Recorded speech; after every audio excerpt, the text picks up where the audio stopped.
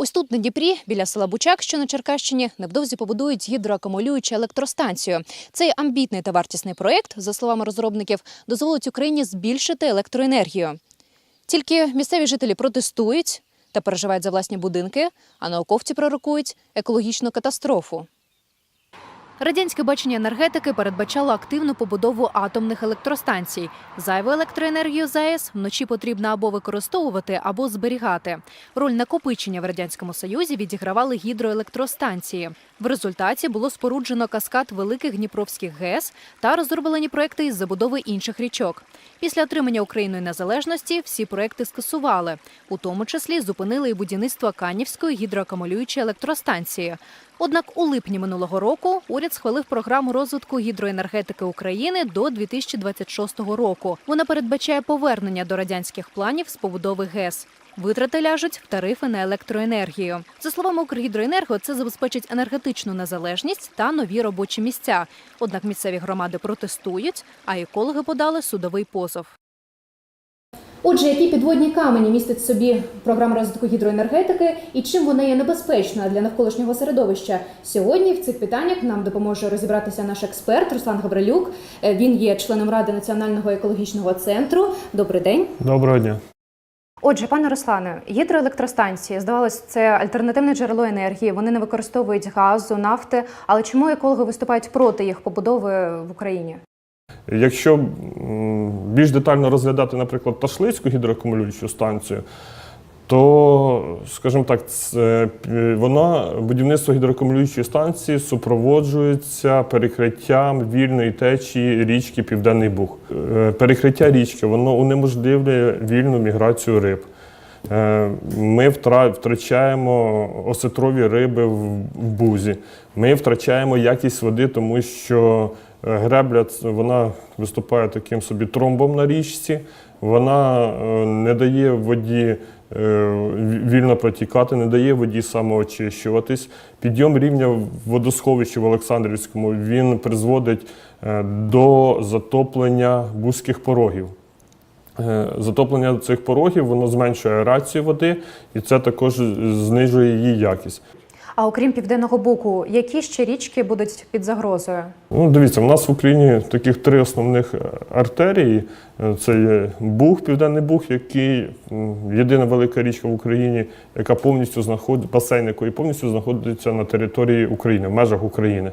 Тобто це та річка, якою ми могли б керувати. Друга, це, що ми почали, це Дніпро. Це будівництво Канівської ГЕС і Каховської ГЕС на Дніпрі. Також несуть загрози для Дніпра, який зараз знаходиться в не найкращому стані. І третя наша велика річка, яка протікає по території України, це Дністер. На Дністрі зараз мова йде про будівництво 6 гідроелектростанцій, руслових гідроелектростанцій, які будуть перекривати середню течію Дністра. І, звичайно, це несе загрози в першу чергу для жителів Прикарпаття, крім того, для жителів Молдови. Тобто це не тільки національна, але й міжнародна проблема, бо стосується Молдови? Тут трохи, є міжнародного такого аспекту, і жителі Молдови вже занепокоєні. Ви казали під час свого виступу, що під час прийняття цієї програми по гідроенергетиці було допущено ряд порушень. Які це порушення? Державні програми, такі як на зразок програми з розвитку гідроенергетики, вони мають певну процедуру свого прийняття. І ця процедура передбачає, наприклад, розробка концепції програми мала бути. Цього не відбулося. Ця концепція, яка мала бути розроблена, вона мала бути обговорена з громадськістю. Цього, знову ж таки, не відбулося. Сама програма, яка мала бути розроблена на базі концепції, також мала пройти широке громадське обговорення. Цього не відбулося. Також не було проведено екологічної оцінки, як я розумію? Міністр екології не підтримав цю програму. Міністерство висловило свої зауваження. І до прийняття програми, і після прийняття програми.